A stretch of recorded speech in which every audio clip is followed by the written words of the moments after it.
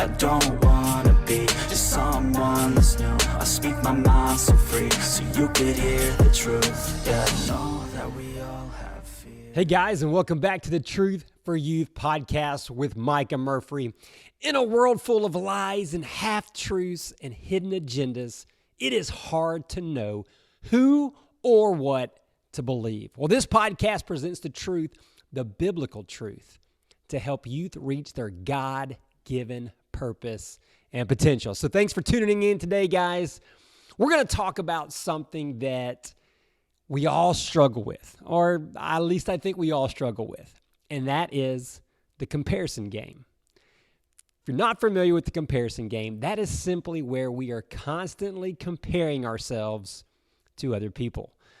And this has become even worse now that we have social media at every turn of our head, right? We're seeing advertisements, we're seeing commercials, we're seeing just people in general promoting themselves or the life that they're living or products that they have. And it's a constant advertisement of this world and what you don't have, right? Or flaunting what you do have. And we see it everywhere.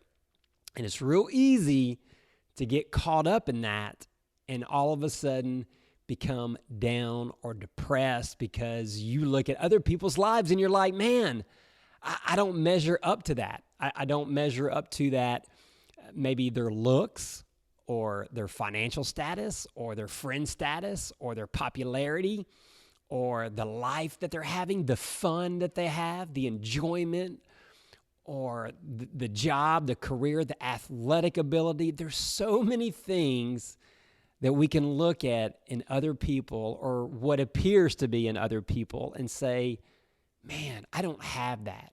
I wish I had that.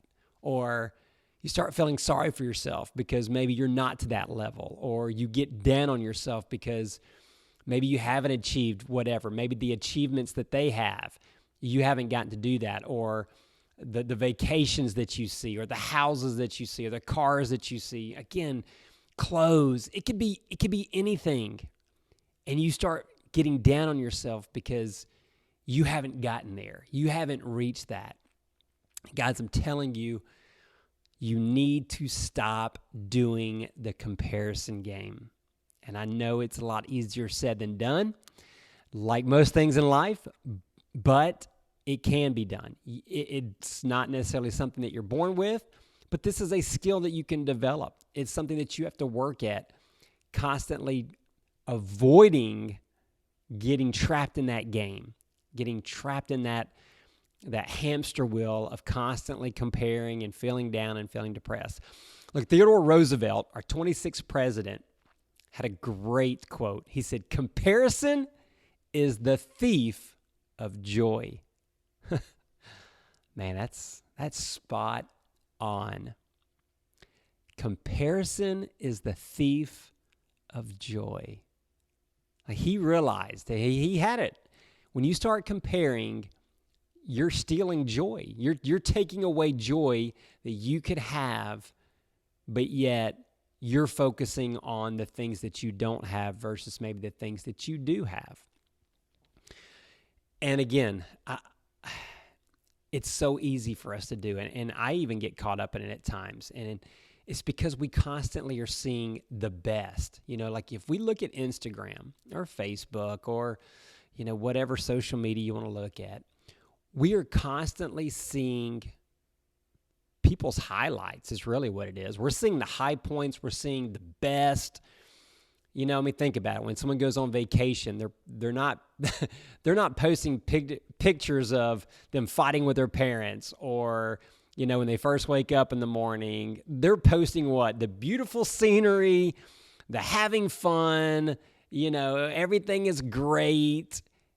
And that's obviously not the whole story of that particular trip. I mean, I'm sure the trip was probably fun and great, but you're only seeing the highlight, right? And that's the way it is a lot of times with Instagram and other social media. We see the best. Like, we're seeing the photoshopped, perfect image, when in reality, it's not that great. Or we're not seeing everything else. We just get a quick little snapshot, again, of the best, and it's not a true reflection of reality a lot of times. Now, sometimes it may be, but I'm telling you from experience and knowledge, most of what you're seeing is not reality. It's not, it's not that way all the time. Like people are not just happy 100% of the time. They're not kicking it back on vacation 100% of the time. Right? There's grind, there's work, there's heartache, there's maybe anxiety or depression. There's things behind those beautiful images and those snapshots of people's lives that we see that we don't fully understand because we're not getting the entire picture. And that's something that I hope you guys come to understand. So we really have to focus on not getting caught up in that. So I've got a few things. I've made a list of 4 things that I think will help us. I'm throwing myself in there, right? Because I don't have this mastered either. What are some things that we can do to help avoid getting caught up in the comparison game? First, I say we do this. We need to realize that we are uniquely created by God and that we have a special purpose and a special plan. And that we all have special abilities and talents. Obviously, it wouldn't be a very fun world to live in if we all had the exact same talents, skills, we all look the same. God's given us a variety of looks and talents and abilities, and all those work together. So if we begin to realize that we are unique, so when we look at other people, we're not comparing ourselves to them because we're not comparing ourselves to somebody that we're supposed to be. You start looking at them and you appreciate them, right? Don't be jealous. Don't envy what they have because we don't know the full story, but also know that God has created you differently. He doesn't have the same plan and a purpose for you that he has for somebody else. There may be some things that overlap. There may be some things that kind of go together, but it's not going to be identical with someone else. Ephesians chapter 2, verses 10 says this, "For we are God's masterpiece. He has created us anew in Christ Jesus so we can do the good things that he has planned for us long ago." The word masterpiece, okay, that should strike a nerve in you.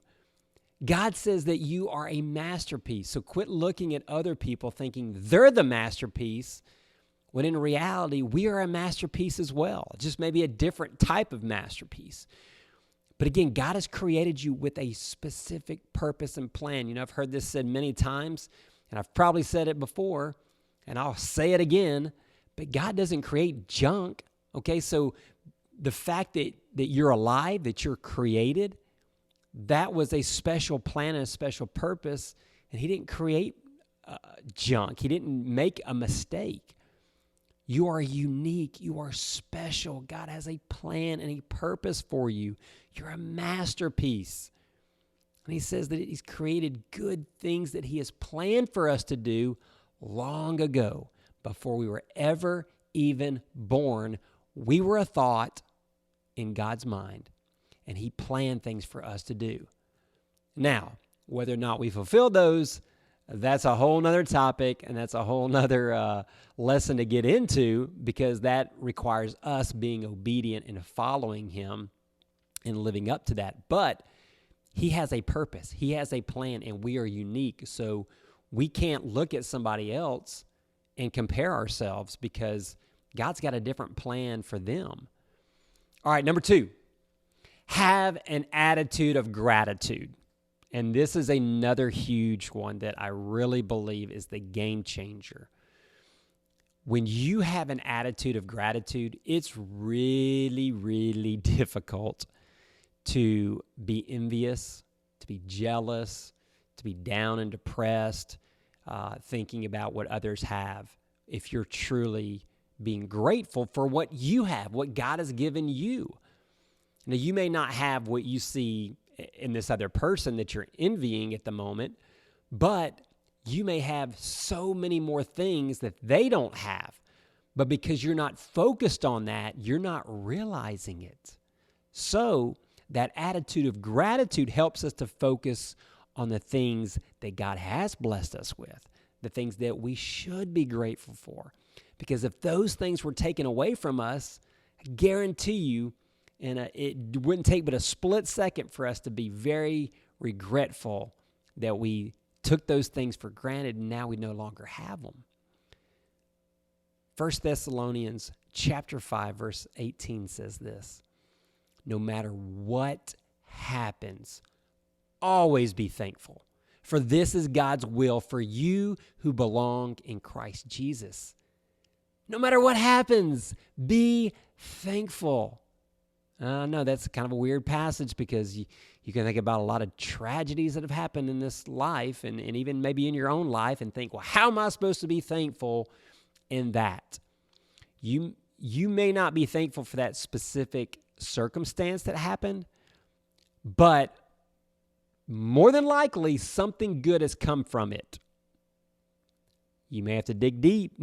You may have to look a long time. You may have to wait even a while, but I guarantee you something good will happen.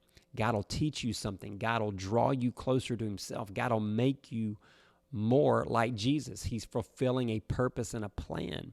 And sometimes that requires us to go through very difficult times, to go through valleys, to struggle, to be in pain, maybe physically and mentally, emotionally.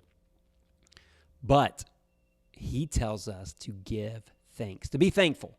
Again, attitude of gratitude. So what are some things that we can do? We can make a list. You know, I've said this before. In the morning when you wake up, you should immediately list a few things that you're grateful for. I know some people have said that they do it when they brush their teeth, because hopefully you're brushing your teeth every morning, right? So when you're brushing your teeth in the morning, go ahead and get into the routine of maybe naming 3 things that you're thankful for. And hopefully they're 3 different things. You don't say the 3 same things over and over and over. So try to name 3 different things and be specific, not, oh, I'm glad I'm, alive. Yes, hopefully you are, but maybe something specific. Maybe it's a family. Maybe it's a relationship. Maybe it's an opportunity that you have that day. Maybe, it's something that God has taught you. But anyways, name a few things and immediately start your day with gratitude for those blessings. Again, that gratitude will change your perspective on life really, really quick. I've mentioned this before. I know when I run, I don't like to run necessarily, but I run a good bit. I do exercise, and I used to have the mindset of, oh man, I got to go run, right? When I started thinking about, because I heard it from someone talking about being or getting to go run, right? Instead of saying I have to go run, how about I get to go run? That attitude of gratitude where, there's a lot of people that probably are not able to. And so the fact that I have the ability to go do it, man, that's the attitude of gratitude, right? All right, so let's move on. Number 3, realize that timing is different for everyone. So perhaps some of the stuff that you're seeing or you're envious in other people, perhaps the timing is just not right. Your time has not come. Okay, so maybe you're envious of, a car or a job. Maybe it's a relationship. Maybe your time has not come. You just have to be more patient because our timing is not exact same for everyone. Like we all have a different pace, and that may not be a pace that we necessarily set. Maybe it's a pace that God has. Because again, he's trying to teach us something. He's got a special purpose and a plan for us. So that timing is going to be a little different. Also, there's a great quote. It's anonymous, so I'm not sure, obviously, who said this, but I've heard it many times. Don't compare your chapter 1 to someone else's chapter 20. Again, you don't necessarily know sometimes where other people are in their journey. Maybe if it's a physique, okay? Maybe you started working out and you're like, man, look at that person. Look how strong they are, or look how muscular they are, or how much weight they've lost. Again, they may be on chapter 20 when you're just now on chapter 1. You've just started and you don't know what all they've done for the first 19 chapters and how hard it was for them to get there. So don't compare where you are to where they are, because you may not know the full story. You may not know the full 19 chapters that had to be written, and it was maybe tragedy and heartache and pain and exhaustion for 19 chapters before that 20th chapter, where now all of a sudden they're smiling or they're happy or they've accomplished some task or whatever achievement that they have in life that you're envious of. Again, timing is different. And here's a great passage to go along with that. 2 Peter chapter 3, verse 8. Don't forget this one thing, dear friends. To the Lord, a day is like 1,000 years, and 1,000 years is like one day. God is not on our time frame, okay? He has a whole nother timetable than we do. He has always existed, and he always will. We obviously had a starting point, and we'll have an end point as far as here on earth. So we can't really comprehend time quite like God, okay, who created it. And so for him, 1,000 years is nothing. It's like a day. So again, his time frame and our time frame, we tend to be very impatient. We are in a society where we want things now and immediate. And again, as technology progresses, it's even more that way, where we just like instantaneous communication, responses, results, one-day prime shipping. We want all this stuff immediately. But again, God's timing is not our timing, and we don't know where other people are. So just remember that. Our time is different from others. So before you're too envious and too jealous of somebody, just realize that you may get that, whatever they have, it's just going to take some time to get there. Or perhaps God doesn't even want you to have what they have or to look like they look or whatever, because again, that doesn't fit into your plan that he has for you. All right, let's move on to number 4. You never really know what's behind the curtain. Now, what in the world does that exactly mean? Well, I'm assuming most of you have seen the movie The Wizard of Oz. When Dorothy and them get to Oz, right, and they're kind of accomplished their mission, and there's the Wizard of Oz, and his glorious, superhuman power and the strength and everything that he has, right? He's very intimidating. They're scared to death of him, and he's very forceful, and he appears to be kind of mean, and it's like he could just wipe them off the face of the earth at just the breath of his voice, and they're so nervous and scared of his power, right? And then ultimately what happens? The curtain gets pulled back, and there we see the true Wizard of Oz. And who is he? He's just like an regular old man, right? He's not powerful. He's not superhuman. He's not intimidating. He's not anything like he appeared on the outside, right? He put up that photoshopped image, if you will, okay? He made this image of himself when really and truly that's not who he was. He was trying to portray himself to be somebody else, somebody maybe more powerful or happier or whatever than who he truly was. We don't know a lot of times what's behind the curtain. When we see other people, we see their lives. Again, we're seeing the highlights. And you may know some of these people pretty well, okay? So you could be good friends with them. You could be even best friends with them. But even if you're best friends with these people, there's probably some stuff behind the curtain that you still don't know. And most of the people I think that we're truly envious of or jealous of, we probably don't know that well.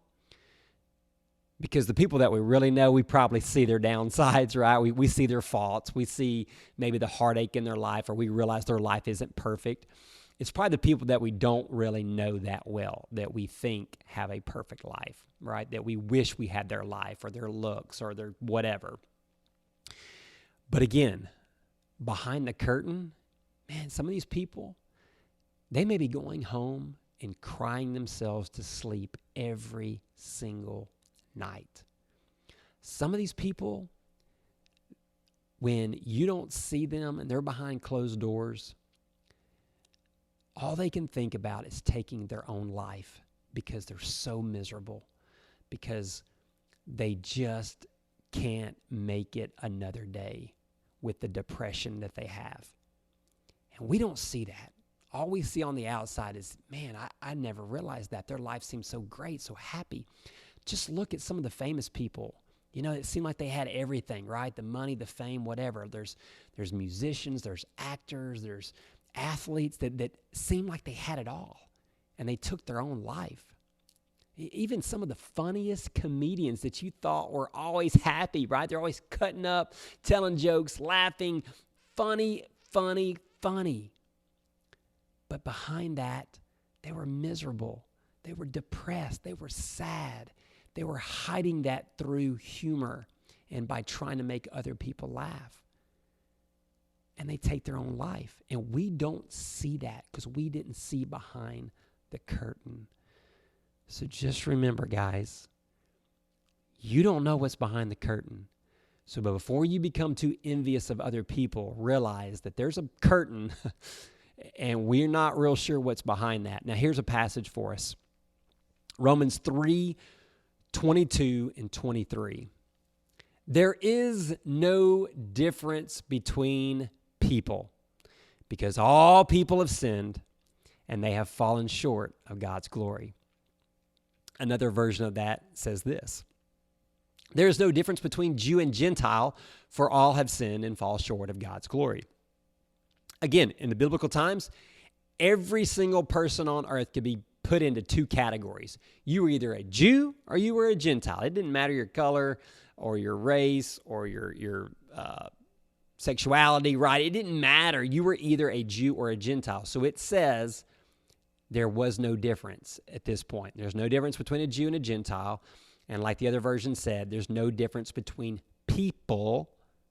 All have sinned. No one's perfect. We've all messed up. So all these people that we tend to see, whether they be the superstar athlete, the self-made billionaire, the famous actor or actress that wins all the awards, or perhaps the superstar influencer that has hundreds of millions of followers or subscribers, guess what? They're not superhuman. They're not. They are human. They have mistakes. They have failures. They have insecurities. I promise you they do. They look at themselves and they have flaws that they wish would change or they wish they didn't have. They see things in themselves that they don't like, that they are constantly trying to work on or improve. Guys, they're all human. Everyone has sinned, it says. So we're all categorized into that one group of sinners. We've all sinned. We've all fallen short of God. God's the only perfect one. Jesus is the only perfect one. The rest of us, we're human. We make mistakes. So again, don't look at other people thinking they have the perfect life, that they have no mistakes and no failures and no insecurities, that, they just have everything. That's not true. It's not. So take comfort in knowing that we're all alike. Deep down, we're all human. We all have a lot of the same desires and the same wants and the same needs. We're just in different parts of our lives, or we have different talents or abilities, and we have different goals. And some of those people are not even fulfilling God's purpose and plan for their life. So you definitely don't want to be envious of them. You know, work on yourself. And as we begin to wrap this podcast up, guys, that's what I really want you to grasp. Focus on you. Not being selfish in the sense that you're not worried about other people, but focus on what God has for you. He's got a special plan and a purpose for you. What is that? That's what you ought to be working on. And I'm telling you this, if you will just put your head down and just work towards being the best version of you that God wants for you, not that you want for yourself. Okay, if you work towards fulfilling God's purpose for you, okay, the plan and purpose He has for you, you will have so much peace and so much joy. And if you're really working hard at it and you're giving your best effort, you can go to bed at night and you can sleep with comfort and peace knowing, man, today, I did the best I could, right? I really worked at becoming more of who God wants me to be and fulfilling His purpose. I wasn't trying to live up to somebody else's expectations. I wasn't trying to be somebody else. I wasn't trying to compare myself to all these other people. I was just focused on being more like Jesus and the plan and the purpose that He has for me. That is a joy. That is a peace that cannot be taken. I'm telling you, your life will be so much more enjoyable and you will have so much more peace in your life. Stop comparing yourselves to others. Don't do it, guys. So that's my call of action for you this week, okay? Focus on those things that we talked about. Work towards fulfilling that purpose and that plan for your life. Stop comparing yourselves to others because you don't know what's behind the curtain, and you are created uniquely for something special for God. Guys, I love you. I thank you for tuning into the podcast, for your support. But do me this huge favor. It would mean so much to me. Please subscribe to the podcast. Please share it with somebody else. And those that are doing that, thank you. I really appreciate that. But that's how this podcast grows, and that would mean a lot to me. So, guys, we'll catch you in the next episode. All right. Bye-bye. I don't wanna be just someone that's new. I speak my mind so free, so you could hear the truth. Yeah, no.